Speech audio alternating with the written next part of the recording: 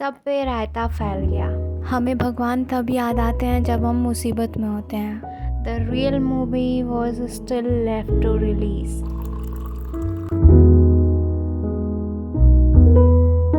Hello everybody, welcome to my channel. So the date is 8th October 2025. It's been one day since I returned from Banaras and last night I had vomiting. Yeah, not the best way to start a comeback story, right? Anyway, after that I felt super light, like all the junk inside me had finally been thrown out. I was literally thinking, okay, whatever trash was there is gone, fresh start. But little did I know that was just a trailer, my friend. The real movie was still left to release. So I took a nice shower, did my skincare, and told myself today I am going to study 12 straight hours. I thought that I will finally begin my winter arc challenge. Big plans, great motivation, but guess what? सब पे रायता फैल गया। I ended up doing nothing, absolutely nothing. मेरी तबीयत इतनी ख़राब हो गई कि कुछ कर ही नहीं पाई। ये 8 अक्टूबर के 1-2 दिन बाद की बात है। मैं यहाँ बैठ के प्राणायाम कर रही थी क्योंकि मेरे चेस्ट में थोड़ा पेन हो रहा था और सांस लेने में भी थोड़ी सी प्रॉब्लम हो रही थी। तो मैंने सोचा प्राणायाम कर लेती हूँ, सही हो जाएगा। और यहाँ पे मैं ये सोच रही थी कि अनुलोम विलोम करते हैं, उसमें उंगलियों की पोजीशन क्या होती है, मैं वो भी भूल गई थी। मेरा दिमाग काम ही नहीं कर रहा था भाई। तो पिछले 2-3 दिन से मैंने ठीक से कुछ भी नहीं खाया था। जो भी खा रही थी डाइजेस्ट ही नहीं हो रहा था। ऐसा लग रहा था जैसे वॉशरूम में ही बेड लगा लूँ, कम से कम बार बार उठने बैठने की टेंशन तो ख़त्म हो जाएगी। यहाँ तक कि अगर कोई फ्रूट भी खाने की कोशिश कर रही थी तो पेट में इतना दर्द होता था कि कुछ भी खाने का मन ही नहीं करता था। मुझे फूड पॉइज़निंग हो गई थी और कोई भी दवाई काम नहीं कर रही थी। सच कहूँ तो उस वक्त बस यही लग रहा था ना कि भाई बस अब ठीक कर दो। मुझे कुछ भी नहीं चाहिए, बस नॉर्मल खाना खा पाऊँ, बस इतना सही हो जाए बस।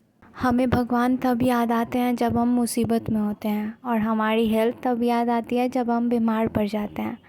जब हम ठीक होते हैं ना तो हमें अपनी सेहत की नहीं, पूरी दुनिया की चिंता होने लगती है। कभी पढ़ाई, कभी काम, कभी सोशल मीडिया, सब कुछ इम्पोर्टेंट लगता है। लेकिन जैसे ही तबीयत ख़राब होती है तो सब कुछ पीछे छूट जाता है। मोबाइल में भी मन नहीं लगता, बस दिमाग में यही बात चलता रहता है, बस जल्दी से जल्दी ठीक हो जाओ बस, बाकी सब बाद में। सच में सेहत अच्छी होना भी किसी ब्लेसिंग से कम नहीं है। मैं ये वीडियो पोस्ट करने वाली ही नहीं थी, सोच रही थी क्या ही दिखाऊं यार अपना ये बीमार सा चेहरा। फिर सोचा नहीं, इस परफेक्शन के झांसे में अब नहीं आने वाली। इस परफेक्शन के चक्कर में मैं पहले ही बहुत समय गंवा चुकी हूँ। पता नहीं ज़िंदगी के और कितने दिन बचे हैं। अगर उन दिनों को भी परफेक्ट दिखने और लोग क्या कहेंगे जैसे फालतू चीज़ों में खर्च कर दूँगी तो आखिर में मेरे पास बचेगा ही क्या, बाबा जी का ठुल्लू। तो आज 16 अक्टूबर है और मैं आज इस वीडियो का वॉइस ओवर कर रही हूँ। आज भी मेरी तबीयत पूरी तरह ठीक नहीं है, कोल्ड एंड कफ़ है, लेकिन पहले से बहुत बेहतर महसूस हो रहा है। वैसे तो मैंने दुनिया भर की दवाइयाँ खा ली थी लेकिन असर ज़ीरो था, कुछ भी काम नहीं कर रहा था। फिर पापा को उनके एक दोस्त ने बताया कि केले को स्लाइसेस में काट कर उस पर थोड़ा काला नमक छिड़क कर खाओ, सब ठीक हो जाएगा। तो मैं केले तो पहले से ही खा रही थी, बस उस पे बिना नमक की खा रही थी। तो आज मैंने वही ट्रिक ट्राई की, केले पर थोड़ा नमक लगाया और खाया और फाइनली रुक गया मेरा लूज़ मोशन। इतने दिनों बाद पहली बार मैंने थोड़ा सा खाना खाया। हालांकि खाने का मन नहीं कर रहा था लेकिन फाइनली मैंने थोड़ा सा खाना खाया और बस वहीं से मेरी रिकवरी स्टार्ट हो गई। और ये है एक नई सुबह, एक नया दिन। आज मैंने अपने दिन की शुरुआत गर्म पानी से किया क्योंकि कहते हैं ना, एक गिलास गर्म पानी दिन का सबसे अच्छा डिटॉक्स होता है। गर्म पानी पीने के बाद मैंने कुछ देर डीप ब्रीथिंग की, बस आंखें बंद करके धीरे धीरे सांस अंदर ली और बाहर छोड़ी। ऐसा लगा जैसे हर सांस के साथ मन थोड़ा हल्का हो रहा हो। उसके बाद मैंने किया कपालभाति, तेज़ सांस छोड़ना, धीरे धीरे अंदर लेना। ये हमारे शरीर के सारे टॉक्सिन्स निकाल देता है, पेट और लंग्स को मजबूत बनाता है और पूरे सिस्टम को एकदम फ्रेश कर देता है। फिर बारी आई अनुलोम विलोम की, मतलब ऑल्टरनेट नॉस्ट्रल ब्रीथिंग। ये शरीर में ऑक्सीजन बैलेंस करता है, माइंड को काम और स्टेबल बनाता है और एंग्जाइटी को धीरे धीरे कम करता है। और सबसे आखिर में मैंने किया भ्रामरी प्राणायाम, जिसमें हम मधुमक्खी जैसी हमिंग साउंड करते हैं। ये दिमाग के लिए बहुत सूदिंग होता है, कंसंट्रेशन और फोकस बढ़ाने में बहुत मदद करता है और एक इंस्टेंट शांति देता है। इस पूरे प्रोसेस के बाद ऐसा लगा जैसे अंदर से सब कुछ साफ़ हो गया हो, माइंड भी, बॉडी भी और मूड भी।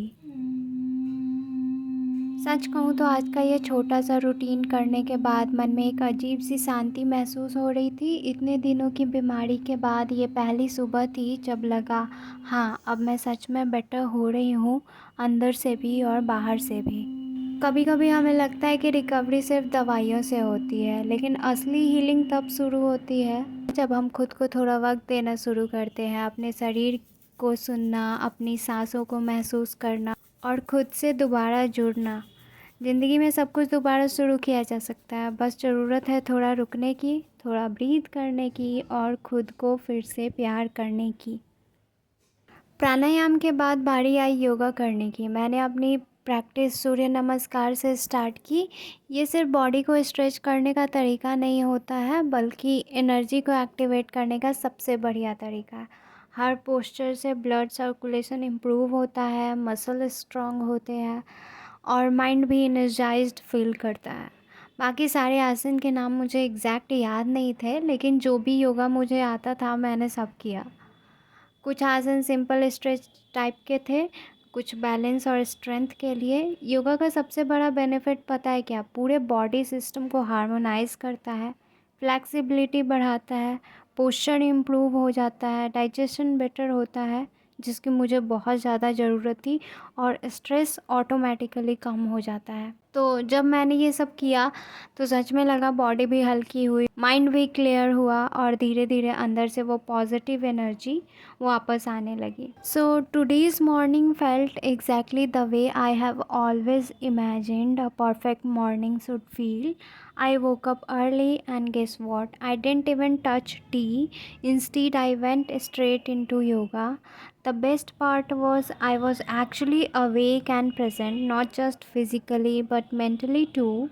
All in all, it felt like the perfect start to the day. Honestly, looking back, being sick was a blessing in disguise.